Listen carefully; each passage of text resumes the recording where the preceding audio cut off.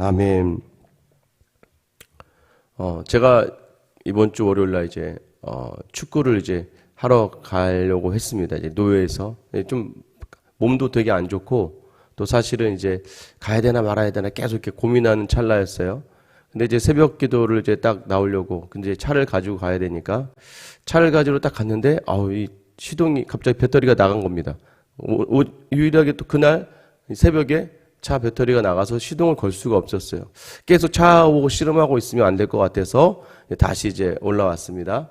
올라오다가 아파트 정문을 딱 오는 길에 검은 고양이 한 마리가 저를 딱 가운데 우두키 서서 보고 있는 거예요.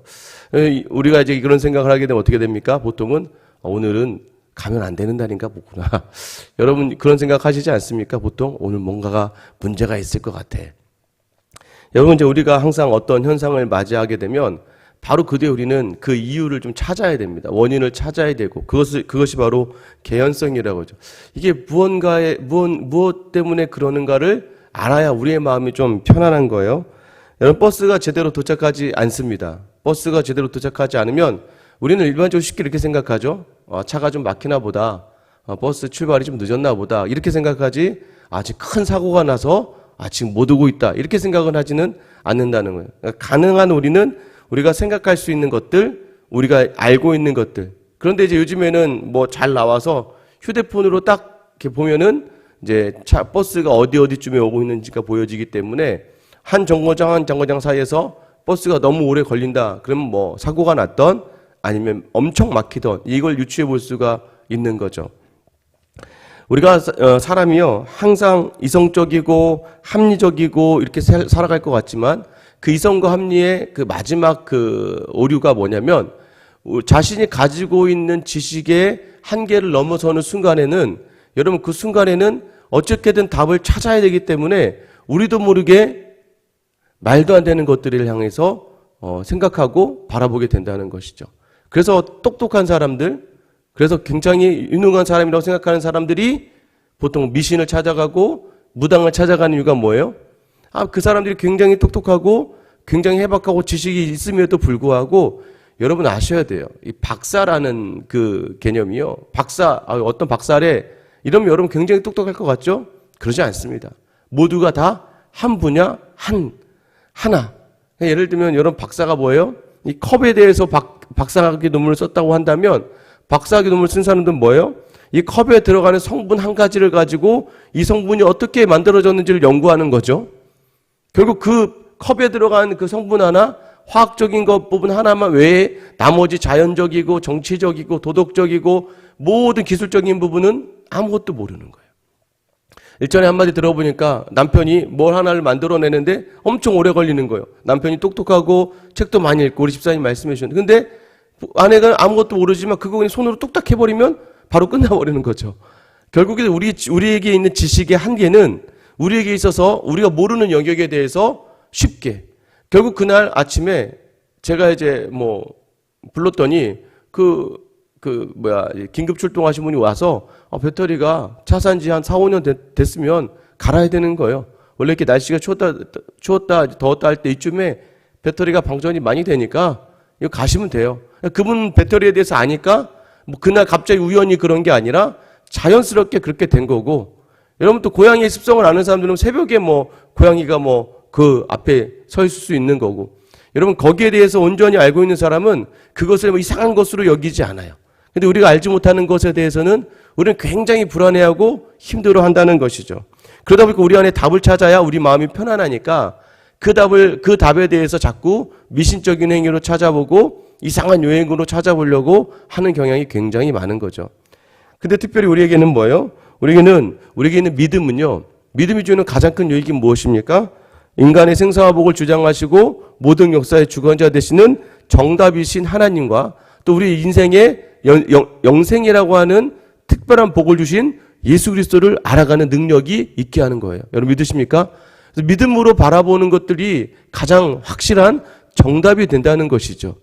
그런데 우리가 이 믿음을 내려놓는 그 자리에서 우리도 모르게 세상에 가장 합리적이고 세상에 가장 논리적인 것들을 찾다 보면 그것이 뭐예요? 멀리 바라보지 못하는 바로 당장의 암만을 해결하려고 하는 오묘함 가운데 있을 수밖에 없다는 것을 이야기하는 거죠. 오늘 본문에 등장하는 요한안, 어제 제가 말씀드렸죠.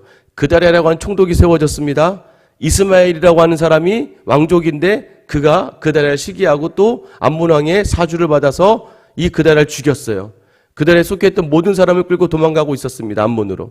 그때 이 미리 이런 상황을 예고하고 경고했던 이 요한안이라고 하는 사람이, 그 사람이 이 소식을 듣게 돼요. 그래서 오늘 본문에 보면 요한안이 군사를 이끌고 그 이스마엘을 쫓아갑니다. 쫓아가다가 결국에는 어디에요? 큰 물가, 기브온 큰 물가에서 대치하게 됩니다. 이스마엘이 봐도 요한안이 몰고 온 사람들이 더 많고 세 보이니까 어찌할 바를 모르고, 마침 그때 13절 말씀에 보면 이스마엘과 함께 있던 모든 백성이 가랴의 아들 요한안과 그와 함께 있던 모든 큰 주의관을 보고 기뻐한지라. 백성들도요, 결국에는 요한안을 보고 기뻐했다라고 이야기해요. 힘으로 여러분 사람을 제압할 수 있는 게 아니죠. 힘으로 아무리 사람들을 설득하고 힘으로 이끌어가도요, 그 힘에는 한계가 있는 거예요. 더 큰 힘을 만나면 무너지게 돼 있는 거예요. 그러니까 우리가 왜 자꾸 세상에 무너지냐면 내가 다 된 줄 알고 내가 선 줄 알고 내 스스로 있는 교만이요, 항상 우리를 무너뜨려요. 뭐예요? 더 큰 세상이 우리 앞에 서 있거든요. 세상에 한계가 어디 있습니까? 세상에 만족의 한계는 없어요. 욕심의 한계도 없습니다. 끝이 없는 거예요.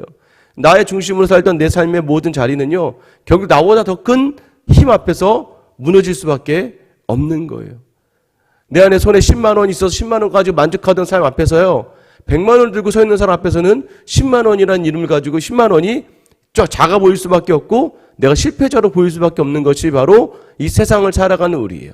이스마엘은 자기의 힘으로 자기가 모든 것을 할 수 있을 거라 생각했지만 요한안을 만나는 순간에 그는 어떻게 해요? 결국에는 14절 15절 보세요. 이에 미스바에서 이스마엘이 사로잡은 그 모든 백성이 돌이켜 가랴의 아들 요한안에게로 돌아가니 느다냐의 아들 이스마엘이 8사람과 함께 요한안을 피하여 암몬 자손에게로 가니라. 결국 자기가 사로잡혔던 모든 사람들이 대치 상황에서 다 요한안 쪽으로 넘어가게 되고 이스마엘은 결국 8명의 사람만 데리고 암몬으로 도망갈 수밖에 없는 것이죠. 그 마지막이 뭐예요? 자기의 욕심대로 있다가 결국엔 모든 것을 다 놓치고 빼앗긴 채 헛수고한 거죠. 결국 살인자라고 하는 오명과 후대의 믿음의 사람들에게 있어서는 악한 사람이라고 하는 인식만 남기고 떠나가서 그 이후에 사라질 뿐이에요. 여러분, 우리도 기억하셔야 됩니다. 힘으로 하는 모든 자리의 끝은 비참하다는 거예요. 힘으로 나라를 세운 사람들의 끝이 비참하지 않습니까? 죽을 때까지 사람들이 자기를 죽일까 봐 매일매일 두려워하고 초조해하면서 살 수밖에 없고, 심지어 살아있는 동안에 그 정권이 무너지게 되고 아무것도 아닌 인생이 되어버리고 마는 거예요. 세상 사람들에게 정말 악한 사람으로 기억되어지는 그런 인물이 될 수밖에 없다는 것이죠. 이 요한안이 참 좋았습니다. 그렇게까지 좋았어요. 민족을 다시 구해냈습니다. 그런데 문제가 무엇입니까? 16절에 보면 가랴의 아들 요한안과 그와 함께 있던 모든 군 지휘관이 느다냐의 아들 이스마엘이 아이감의 아들 그다랴를 죽이고 미스바에서 잡아간 모든 남은 백성 곧 군사와 여자와 유아와 내시를 기브온에서 빼앗아 가지고 돌아와서 회복이 되는 듯 했습니다. 그런데 17절이 문제죠. 우리 17절 같이 읽어볼까요? 시작. 애굽으로 가려고 떠나 베들레헴 근처에 있는 게르기맘에 머물렀으니. 지금 요한안의 문제가 무엇입니까? 애굽으로 가려고 했다는 거예요. 하나님의 예언은 무엇이었어요? 바벨론의 포로가 되고 바벨론에 사로잡히고 아니면 바벨론에 항복하는 것이 하나님의 뜻이었어요. 근데 요한안이 생각해 보는 거예요. 생각해 보니까 애굽으로 가는 게 낫겠다. 왜냐하면 18절이죠. 이는 느다냐의 아들 이스마엘이 바벨론의 왕이 그 땅을 위임한 아이감의 아들 그다랴를 죽였으므로 그들이 갈대아 사람을 두려워함이었더라. 머리가 딱 계산이 굴러가는 거예요.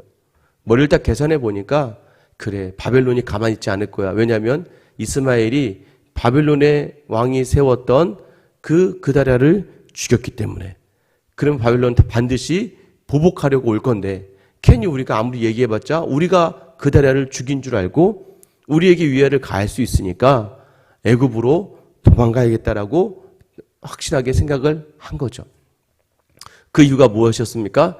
갈대아 사람을 두려워하였다라는 거예요. 여러분 지금 요한의 마음속에도 뭐가 없는 거예요? 그는요 민족을 사랑했어요. 자기 백성을 사랑했습니다. 근데 문제는 무엇입니까? 결정적인 답을 놓치고 있었어요.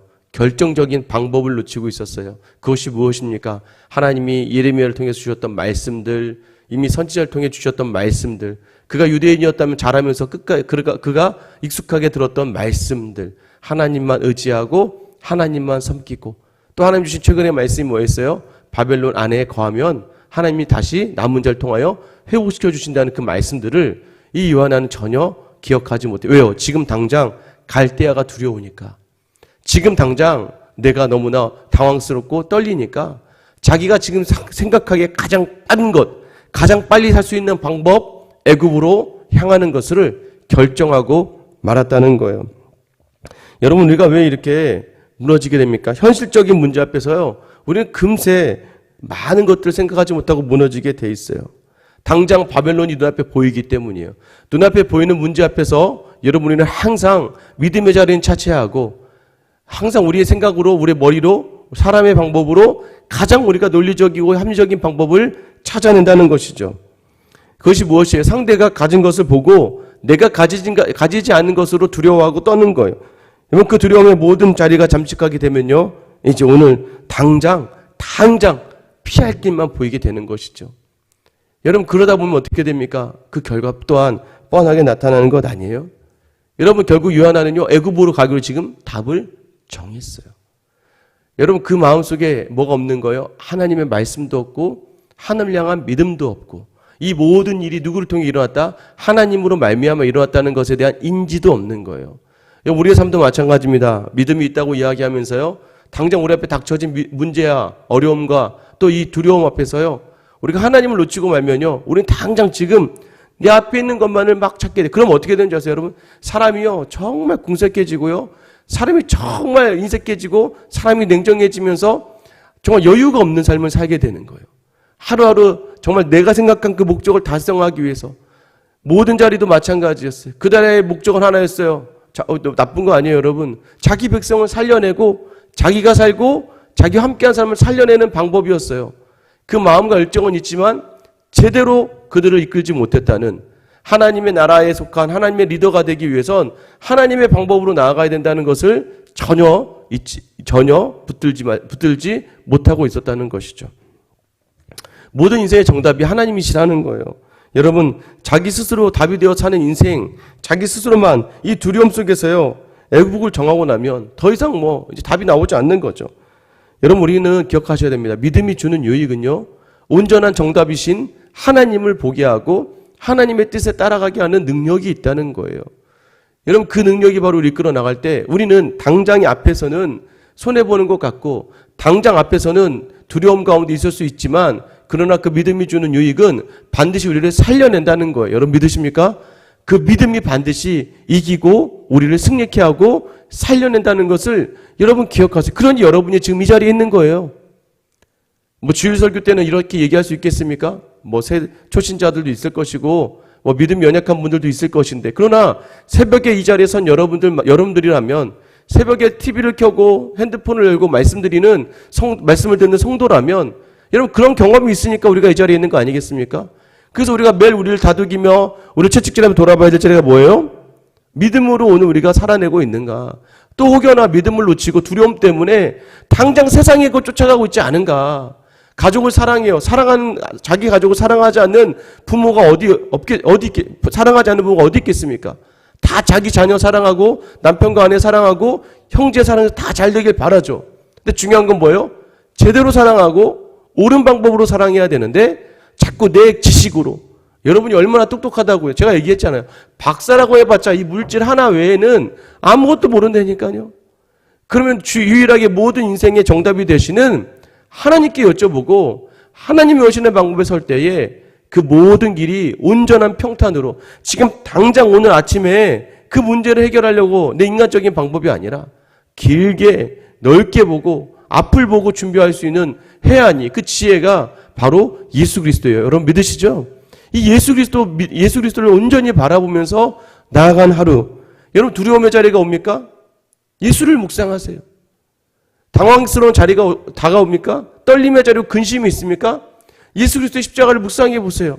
여러분, 그럼 그때 우리에게 주시는 큰 유익이 무엇이에요? 평안이 찾아온다는 거예요.